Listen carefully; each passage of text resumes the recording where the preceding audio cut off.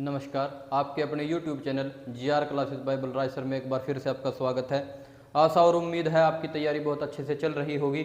और जो हम वर्ल्ड ज्योग्राफी जो हमने शुरू की है उसी क्रम में आज एक और नया टॉपिक जो है, इससे पहले हमने ब्रह्मांड किया है, पृथ्वी की अंतरिक्ष संरचना की है, ज्वालामुखी, भूकंप वगैरह, ज्वार भाटा और ग्रहण जो है मैं आपको करा चुका हूँ। आज का जो हमारा टॉपिक रहने वाला है वो है वायुमंडल, और इसके बाद जो है वर्ल्ड ज्योग्राफी को ब्रेक दे देंगे और उसके बाद दोबारा से हरियाणा या और जो भी आपकी इंग्लिश वगैरह की क्लासेस हैं मैथ की वो शुरू करेंगे। तो वर्ल्ड ज्योग्राफी में आज का हमारा टॉपिक है वायुमंडल। इससे पहले जो हमने ब्रह्मांड पढ़ा था, ब्रह्मांड के बाद हमने सौरमंडल पढ़ा था। ब्रह्मांड जिसमें महाविस्फोट सिद्धांत या बिग बैंग थ्योरी के नाम से हम जिसको जानते हैं, जो जॉर्ज लेमेंतेर ने दिया था कि अनेक गैलेक्सियां हैं, असंख्य गैलेक्सियां हैं करोड़ों के संख्या में, और उन्हीं गैलेक्सियों में एक हमारी आकाशगंगा जो गैलेक्सी है जो मिल्की वे या दुग्ध मेखला के नाम से जानी जाती है। और सूर्य जो है एक तारा है जिसकी परिक्रमा बहुत सारे ग्रह कर रहे हैं, जिनमें 8 जो ज्ञात ग्रह हैं वो हमने बुध, शुक्र, पृथ्वी, मंगल, बृहस्पति, शनि, अरुण, वरुण पढ़े थे। 9वां था प्लूटो जिसको 2006 में बाहर कर दिया था। आज हम पढ़ेंगे अपनी पृथ्वी का वायुमंडल, पृथ्वी के ऊपर जो वायुमंडल है उसके बारे पढ़ेंगे।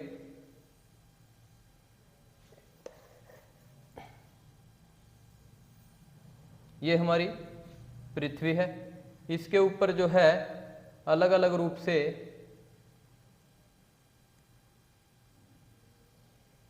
जो है हम अलग अलग मंडलों के रूप में पढ़ेंगे, जैसे सौभ मंडल सबसे पहला, फिर हमारा है समताप मंडल, फिर है मध्य मंडल, फिर है आयन मंडल, और फिर है बाह्य मंडल, बाहरी मंडल। देखिए सबसे पहले जो है इनका क्रम हमें सही से पता होना चाहिए। शोभ मंडल, समताप मंडल, मध्य मंडल, आयन मंडल और बाह्य मंडल। इनका क्रम क्यों पता होना जरूरी है? कई बार इनको अरेंज करने के लिए ले जाता है कि पृथ्वी के शुरुआत से या पृथ्वी के पास से दूर की ओर जाने वाले जो मंडल हैं उनको क्रम में लिखिए। तो सबसे पहले देखिए सोम मंडल, समताप मंडल। अब कंफ्यूजन इन 3 में होती है। देखिए याद रखना है टोटल 5 हैं, 1 2 3 4 5, और 5 के बीच में हमेशा तीसरा आता है, और मध्य का मतलब भी बीच ही होता है। तो मध्य जो है वो दोनों के बीच में है, 2 ऊपर है 2 नीचे हैं। शुरुआत सौम मंडल से है, बाहर को बाहरी कहेंगे, और सौम मंडल के बाद समताप मंडल। इस तरह से हम इनको याद रख सकते हैं। फिर जो है वो पूछता है कि इनकी जो दूरी है वो कितनी किलोमीटर तक है। जो पृथ्वी है इससे सौम मंडल की दूरी, फिर पूछेगा इससे जो समताप की दूरी कितनी है, और अंत में जो है मध्य मंडल, आयन मंडल और बाह्य मंडल। तो ये भी हमें पता होना चाहिए। 32 किलोमीटर, 50 किलोमीटर, मतलब 32 से 50 है ये। फिर 50 से 80 किलोमीटर, 80 से 640 किलोमीटर, और इसकी तो कोई सीमा नहीं है। वैसे कई जगह बुक में आपको मिल जाएगा कि 10,000 किलोमीटर तक जो है इसकी बाह्य मंडल को माना जाता है। अब सबसे पहले आता है सौभ मंडल। सौभ मंडल की अगर मैं बात करूं, सौभ मंडल जो है पृथ्वी के नजदीक या पृथ्वी से ऊपर का जो पार्ट है उसे सौभ मंडल के रूप में जाना जाता है। यहां मैं शुरू करता हूं इसके बारे में लिखना कि सौभ मंडल है क्या। देखिए ये जो पृथ्वी के नजदीक या पृथ्वी के ऊपर ठीक है, इसे हम सौभ मंडल कहते हैं। यहां पर मौसमी घटनाएं होती हैं। कैसी घटनाएं होती हैं? मौसमी घटनाएं, जैसे बादल गरजना, बिजली चमकना, आंधी तूफान, ये सभी घटनाएं कहाँ होती हैं भाई? सौभ मंडल में होती हैं। ये सभी घटनाएं कहाँ होती हैं? सौभ मंडल में। इससे पहली वीडियो में मैंने आपको बताया था एक ग्रीन हाउस इफेक्ट। देखिए जो पृथ्वी है इसके आसपास बहुत सारी गैसें हैं, और उन गैसों ने एक मोटा आवरण जो है, एक मोटा जो परत है वो बनाई हुई है, जो सूर्य से प्रकाश आता है उसको वापस जाने नहीं दे रही है। और पृथ्वी पर जो तापमान है उसे 15 डिग्री सेल्सियस मेंटेन रखा हुआ है, 15 डिग्री सेल्सियस स्थिर रखा हुआ है। अगर ये न हो ग्रीन हाउस इफेक्ट तो तापमान -18 डिग्री हो जाएगा और पृथ्वी पर जो जीवन है वो संभव नहीं हो पाएगा। तो ये बहुत बड़ा कारण है ग्रीन हाउस इफेक्ट जो हमारे चारों तरफ गैसें हैं उन्होंने एक मोटा आवरण बना रखा है। वो सूर्य के तापमान को, सूर्य की आने वाली ऊर्जा को, सूर्य के प्रकाश को वापस जाने नहीं दे रहे हैं, जिस कारण पृथ्वी पर जो है टेम्परेचर मेंटेन है। और इसी टेम्परेचर मेंटेन के कारण ये लगभग 15 डिग्री स्थिर माना जाता है, क्योंकि कभी कहीं ठंड हो जाती है, कभी कहीं गर्मी हो जाती है, बरसात हो जाती है। ये अलग अलग ऋतु परिवर्तन के कारण होता है। और अगर ये ना हो तो पृथ्वी पर तापमान चला जाएगा -18 डिग्री सेल्सियस, और यहाँ पर जीवन संभव नहीं हो पाएगा। ये भी हमें याद रखना है। सौरमंडल में क्या होता है, ग्रीन हाउस इफेक्ट। जैसे जैसे हम ऊपर की ओर जाते हैं सौरमंडल में, तो 165 मीटर जाने पर 1 डिग्री सेल्सियस तापमान माइनस होता है, कम होता है। ऊपर जाएंगे 165 मीटर, 1 डिग्री सेल्सियस तापमान कम। जैसे हम हिल एरिया में जाते हैं, पहाड़ियों पर जाते हैं, तो वहाँ ठंड ज़्यादा होती है। यही कारण होता है, क्योंकि ऊंचाई पर जाने पर जो है तापमान कम होता रहता है। और अगर हम बात करें कि लगभग 1 किलोमीटर जाने पर ये 6.4, क्योंकि जब इसको आप 1000 मीटर मतलब से डिवाइड, इसको 165 मीटर से 1000 को डिवाइड करोगे तो 1000 में किलोमीटर, और 1696 लगभग जो है ये आपका ये आ जाएगा। लगभग 1 किलोमीटर जाने पर ऊपर की ओर 6 डिग्री और 0.4 तापमान घट जाता है। कहाँ पर, सौरमंडल में। तो ये याद रखना है, सौरमंडल में जो है मौसमी घटनाएं होती हैं, और यहाँ पर जो है तापमान जो है 1 डिग्री कम हो जाता है जब हम 165 मीटर ऊंचाई पर चले जाते हैं। गर्मियों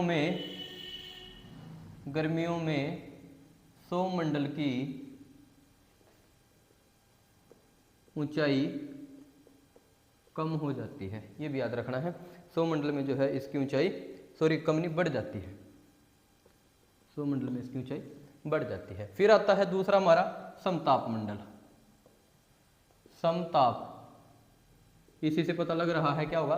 देखो ये होता है ट्रोपोस्फियर इंग्लिश में, ये कई बार सीधा ही पूछ लेता है। ट्रोपोस्फियर, स्ट्रेटोस्फियर,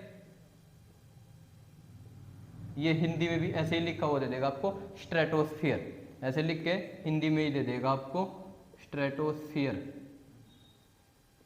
तो ये भी आपने याद रखना है। समताप मतलब समान ताप, तो सीधी सी बात है, तापमान समान रहता है, तापमान समान रहता है। ऊंचाई मैंने आपको बताई दी इसकी, 32 किलोमीटर से 50 किलोमीटर तक जो है इसकी ऊंचाई हो जाती है। उसके बाद यहाँ पर लगभग 10 किलोमीटर ऊपर जाने पर एक परत आ जाती है जिसका नाम है ओजोन लेयर। कौन सी परत है, ओजोन परत।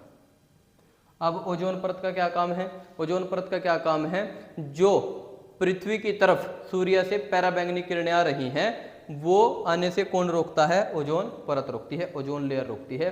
पृथ्वी पर सूर्य से आने वाली पराबैंगनी किरणों को कौन रोकता है भाई, ओजोन लेयर रोकती है, ओजोन परत रोकती है। इसका मुख्य काम यही होता है। और 2006 में लगभग अंटार्कटिका महाद्वीप में ओजोन परत में छिद्र भी देखा गया था। अब ये छिद्र कैसे होता है, इसमें जैसे तेल के डिब्बे हो गए, उनको जला देते हैं, उनसे जो धुआं निकलता है, गैस निकलती है। जो आपके घरों में रेफ्रिजरेटर मतलब फ्रिज रखे हैं, एयर कंडीशनर एसी रखे हैं, उनसे निकलने वाली गैस जिसको हम कहते हैं CFC, क्लोरोफ्लोरोकार्बन, क्लोरोफ्लोरोकार्बन। ये जो क्लोरोफ्लोरोकार्बन है इससे ओजोन परत को नुकसान पहुंचता है। तेल के डिब्बे जलाने से, एयर कंडीशनर से निकलने वाली गैसें और फ्रिज से निकलने वाली गैसें जो क्लोरोफ्लोरो के रूप में बाहर निकलती हैं, उनसे जो है ओजोन लेयर को नुकसान पहुंचता है। तो ये आपका समताप मंडल था। इसमें जो है एक बात हम और याद रख सकते हैं कि तापमान समान है, इसलिए वायुयान उड़ाने के लिए आदर्श मंडल माना जाता है। अब देखिए वायुयान तो यहाँ भी उड़ जाएंगे आपके सौरमंडल में, वायुयान हवाई जहाज जो हैं वो सौरमंडल में उड़ जाएंगे, लेकिन आदर्श क्यों माना जाता है, क्योंकि यहाँ पर आंधी तूफान नहीं आते, मौसमी घटनाएं नहीं होती। कहाँ, समताप मंडल में कोई मौसमी घटना नहीं होगी, कोई आंधी नहीं आएगी, कोई तूफान नहीं आएगा, बिजली बारिश कुछ नहीं होगी ऊपर। तो वहाँ पर जो है हवाई जहाज को नुकसान या जो ट्रैवलर है उनको नुकसान नहीं पहुँचता है समताप में। इसीलिए जो है इसको जो है आदर्श मंडल माना जाता है वायुयान को उड़ाने के लिए। फिर आता है आपका मध्य मंडल। सिर्फ एक बात याद रख लेना, उल्का पिंड को धरती पर आने से रोकता है, उल्का पिंड को धरती पर आने से रोकता है। ये है मध्य मंडल। अगर ऊपर की ओर जाते जाते हैं जैसे हम, तो तापमान फिर कम होता रहता है। तो यहाँ मध्यमंडल में जो है वो तापमान बहुत कम हो जाता है। देखो यहाँ पर तो हम 165 मीटर पर 1 डिग्री, यहाँ फिर समान आ गया, यहाँ फिर सबसे कम हो जाता है लगभग -100 डिग्री मध्यमंडल में, ये भी याद रखना है। और उल्का पिंड को धरती पर आने से रोकता है। जैसे अफवाहें सुनते हो आप 2012 में 14 में के कोई उल्का पिंड धरती की तरफ आ रहा है, धरती को नष्ट कर देगा, धरती से टकराएगा पृथ्वी से और पृथ्वी जो है वो नष्ट हो जाएगी। तो ऐसा नहीं हो पाएगा, क्योंकि उल्का पिंड को पहले ही आने से कौन रोक लेगा? मध्यमंडल जो है वो रोक लेगा। ठीक है जी, मध्यमंडल को कहते हैं मीजोस्फीयर, मीजोस्फीयर। ठीक है जी, उसके बाद आते हैं आयनमंडल, आयनोस्फीयर, आयनोस्फीयर। ठीक है, आयनमंडल।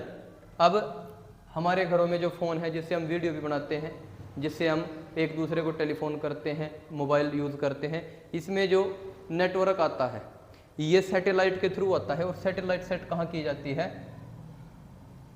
सैटेलाइट सेट की जाती है आयनमंडल में। आपके घरों में जो टीवी चलता है, टेलीविज़न चलता है, एलईडी चलती है, ये जो लाइव मैच के प्रसारण होते हैं, ये किस कारण से होते हैं? सैटेलाइट से। और सैटेलाइट को हमेशा कहाँ सेट किया जाता है? आयनमंडल में। सैटेलाइट को हमेशा कहाँ सेट किया जाता है? आयनमंडल में। तो आयनमंडल में याद रखनी है एक बात कि यहाँ पर जो है सैटेलाइट को सेट किया जाता है। और आयन, आयन से आप एक और भी याद रख सकते हो, आयनिक, आयनिक, आयनिक गुण भी यहीं पर पाए जाते हैं। आयनमंडल की हवा में आयनिक गुण पाए जाते हैं। उसके बाद आ जाता है हमारा एग्जोस्फीयर, एग्जोस्फीयर मतलब बाहरी मंडल। अब बाहरी मंडल का काम क्या होगा? इसकी कोई सीमा तो है नहीं। और यहाँ पर जो है जैसे कोई परीक्षण करना होता है, जैसे उपग्रह कोई छोड़ना होता है, तो बाह्य मंडल की तरफ ही छोड़े जाते हैं। बस आप ये लिख सकते हो, उपग्रह छोड़ने के लिए जो है बाह्य मंडल को जो है चुना जाता है। और यहाँ पर जो है लगभग हम ये कह सकते हैं सबसे हल्की गैसें जो है वो मिलती हैं, सबसे हल्की गैसें मिलती हैं। कहाँ पर? एग्जोस्फीयर मतलब बाह्य मंडल में। अब बात आ जाती है हमारे वायुमंडल की, कि वायुमंडल में कौन कौन सी गैसें पाई जाती हैं? क्वेश्चन पूछता है। इससे पहले मैंने आपको जो है पृथ्वी की आंतरिक संरचना बताई थी, जिसमें भूपर्पटी, मेंटल क्रोड पढ़ा था हमने। भूपर्पटी पर पाए जाने वाला तत्व ऑक्सीजन, सिलिकॉन, एल्यूमिनियम। ऑक्सीजन सबसे ज्यादा पाई जा रही थी 46.80। अब कंफ्यूज कहाँ कर देगा आपको? एक क्वेश्चन बन गया भूपर्पटी पर पाए जाने वाला सर्वाधिक तत्व। अब तत्व में ऑक्सीजन याद रखना है, लेकिन वायुमंडल में गैसें कौन सी हैं वो याद रखने के लिए नाइट्रोजन लगभग 78%, ऑक्सीजन लगभग 20.9%, मतलब लगभग 21%। ठीक है जी, ये दो गैसें तो होगी हमारी मेन। उसके बाद आर्गन है, CO2 है। अब जब हम CO2 की बात करते हैं, मतलब कार्बन डाइऑक्साइड की बात करते हैं, पृथ्वी की सबसे निचली सतह पर पाई जाती है, वायुमंडल की सबसे निचली सतह पर पाई जाती है। ग्रीन हाउस इफेक्ट में सबसे इफेक्टिव है कौन सी? CO2, ये याद रखना है। ग्रीन हाउस इफेक्ट में सबसे इफेक्टिव है कौन सी? CO2। क्यों है इफेक्टिव? एक तो ये जो है बहुत भारी गैसों में शामिल होती है CO2, इसे भारी गैसों में जो है वो काउंट किया जाता है। तो भाई ये जो है आपका लगभग पूरे का पूरा टॉपिक है वायुमंडल का। आप इसे एक बार बुक से भी पढ़ लेना, इससे जो क्वेश्चन बनते हैं ऑफलाइन क्लासेस में हम इसको और डिटेल में करवा देंगे। ठीक है, और जो ये हमारा वायुमंडल है, इससे जितने भी क्वेश्चन बन सकते हैं मैंने ऑलमोस्ट आपको बता दिए हैं। तो आप एक बार इसको बुक से भी इसके MCQs लगाने का प्रयास करना। इन वीडियो के बाद वर्ल्ड जियोग्राफी की मैं आपके सामने हर रोज जो है हर टॉपिक के 20 से 25 क्वेश्चन जो है वो लेकर आऊँगा।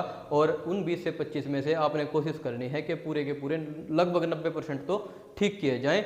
ठीक है, तो ये जो है ये हम ऐसे ही वीडियो जो है आपके लिए लेकर आते रहेंगे। और भी और वर्ल्ड ज्योग्राफी को अब थोड़ा सा टाइम देकर अब जो है और सब्जेक्ट की वीडियो आपके लिए लेकर आएंगे। आपका दिन शुभ हो। नमस्कार, धन्यवाद।